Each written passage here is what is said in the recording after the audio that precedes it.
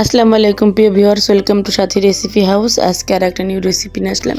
প্রথমে চুলায় একটা প্যান বসিয়ে পরিমাণ মতো তেল দিয়ে একটু গরম মশলা দেব, যেমন দারচিনি, এলাচ, লং, তেজপাতা আর আর কালো কালো এলাচ, সাদা এলাচ দিয়ে একটু ভেজে নেব। তারপরে গোশটা দিয়ে দিলাম। গোশটা এখন ভালো করে ভেজে নেব। এভাবে ভিউয়ার্স, রেসিপিটা ভালো লাগলে সাবস্ক্রাইব প্লিজ, বেশি ভালো লাগলে লাইক কমেন্ট শেয়ার করে পাশে থাকবেন। তারপরে ভিউয়ার্স, লবণ দিয়ে দিলাম, আদা রসুন বাটা দিয়ে দিলাম, দিয়ে মশলাটা ভালো করে, গোশটা ভালো করে মশলাটা একসাথে সব মিশিয়ে ভালো করে কষিয়ে নেব।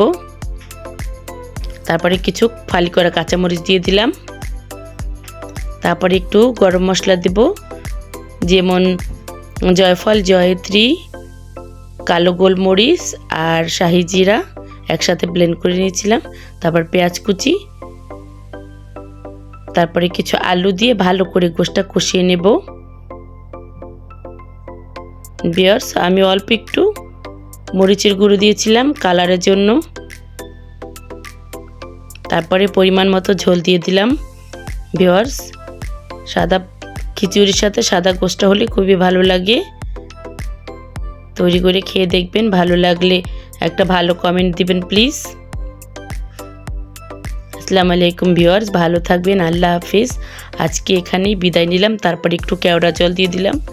কেওড়া জল দিয়ে তারপরে গোশটা, ঝোলটা হালকা টানিয়ে নেব। এই তো। আসসালামু আলাইকুম ভিউয়ার্স, আল্লাহ হাফিজ।